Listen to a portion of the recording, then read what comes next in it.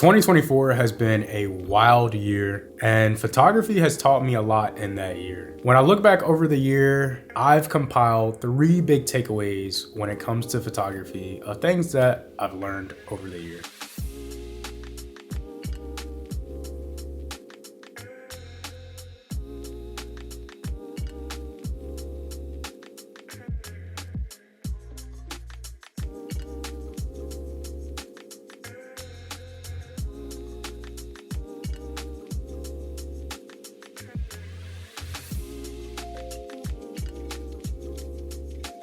So before we begin, I just want to give you guys the long story short on how I got here and my photography journey personally. Long story short, back in 2023, I bought the Sony a7 IV towards the end of the year. I've always been into photography since I was a little kid. Time went on, kind of lost my interest for photography. And like I said, 2023, bought the a7 IV.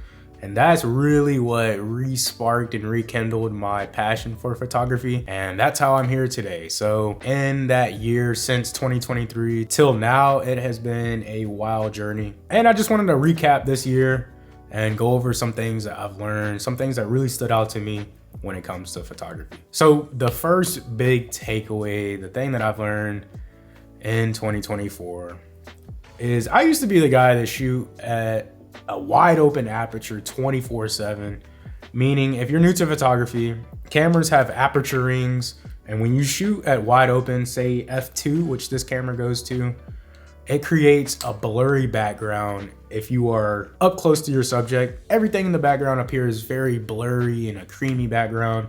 I used to be that guy to shoot everything at f2, and what I've learned is there's definitely a time and place for shooting at a wide open aperture.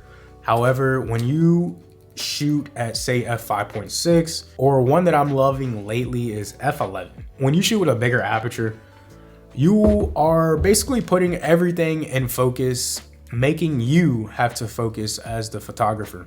That has really improved my compositions and my just eye for photography. When I'm out in the field, when I see a nice composition, I'm like, ooh, that would look really good. Because everything is in focus. It's as your eyes would see it. You know, unless you're like up close to something and everything kind of in the background is a little blurry. When everything in that image is focused and basically tack sharp, you have to make everything complement itself really well.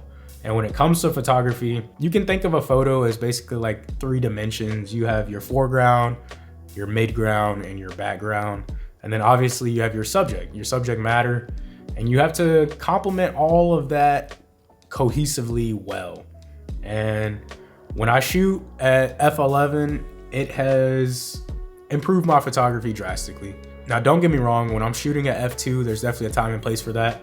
You know, when you have a busy background and you want to kind of just calm your background, then yes, shooting at a wide open aperture definitely helps out. But when you can mesh everything really well at a big aperture at like a f11 or f8, that's what makes some of those banger photos, at least for me personally, at least what I'm learning as of late.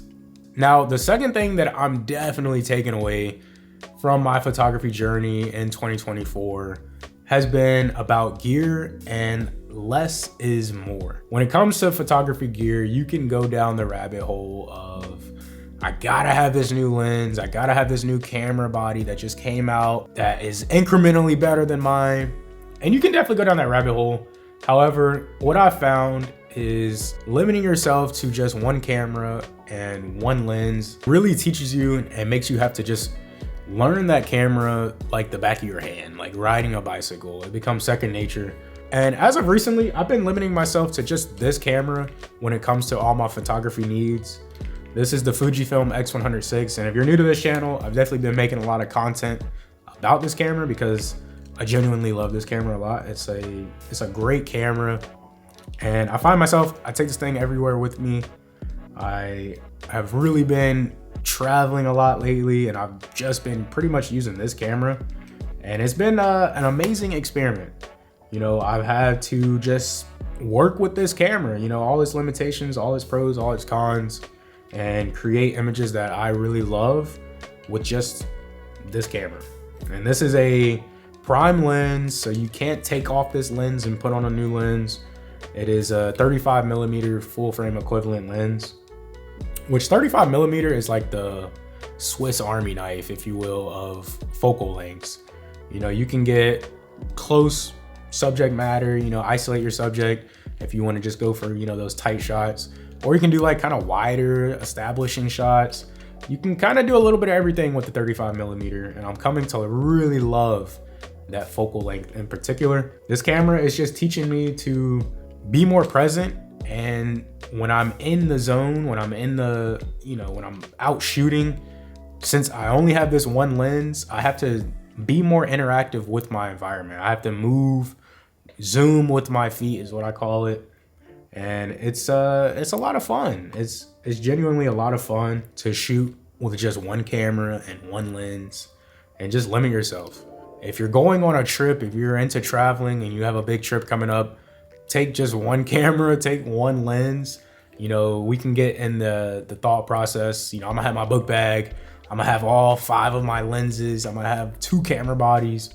And you can get like in situations where you're like, damn, which focal length should I use? What's gonna look the best? And then you might end up just missing the shot entirely by having that like analysis by paralysis thought process. So I found I've been traveling a lot lately, and my recent trip that I took, I just used this camera. I literally used one camera, one lens, and I had to make it work. And I really, really love doing that. And I really learned a lot. And you learn a lot about the camera. You learn all the menu settings, like the back of your hand. So definitely do that. I definitely highly recommend. Less is more, you know? But on that same note, don't be afraid to experiment. I know less is definitely more, but if you can rent a camera, you want to test out this camera, definitely rent it out, test it out, experiment. But once you find one that you like, rock with it, you know, stick with it for some time and see and really get to know that camera. And that's definitely what I'm doing with this camera. And now I'm coming to learn that I really am enjoying the rangefinder style camera. So maybe in the distant future, I'll keep going down that rabbit hole. But for now, I'm gonna be sticking with the Fuji, with this one in particular, the X100VI, for some time for my photography needs. Really, really learn that camera and get to know it a little bit better.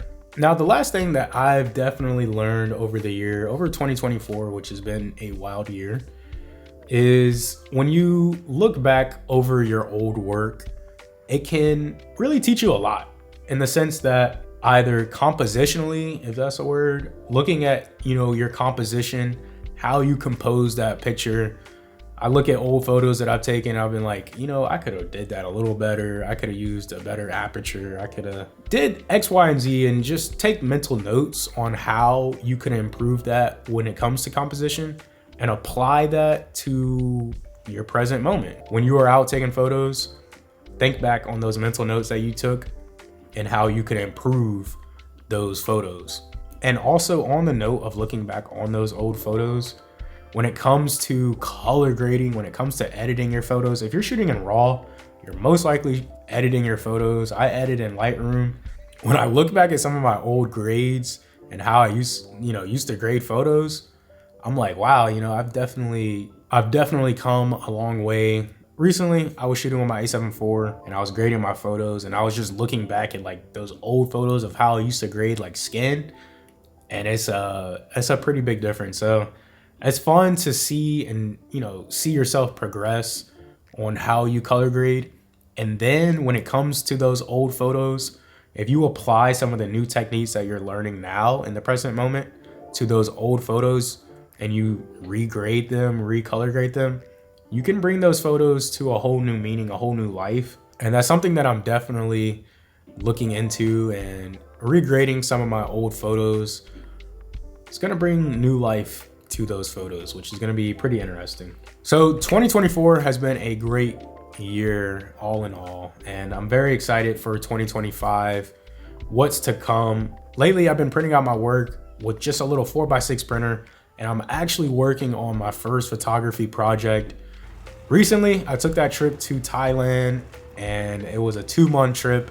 I brought my Fuji X100VI. I shot exclusively with that camera only. And I'm working on my first photography book, which will be releasing in 2025. So definitely be on the lookout for that. and just very excited for that. You know, I love looking at photography books. I literally have one coming today that I'm actually very much so looking forward to. But here's a photography book that I have right now. This is Things Become Other Things. Little plug to Craig Mod. This is a phenomenal, beautiful book that is made in Japan, actually. But his photos, stunning. You know, when you look at other photographers' work, it gives you like a different sense, like a different perspective. You know, you're literally looking through somebody's eyes, if you will. And you're like, you know, I would have never thought of capturing that. And it gives you just like a new perspective.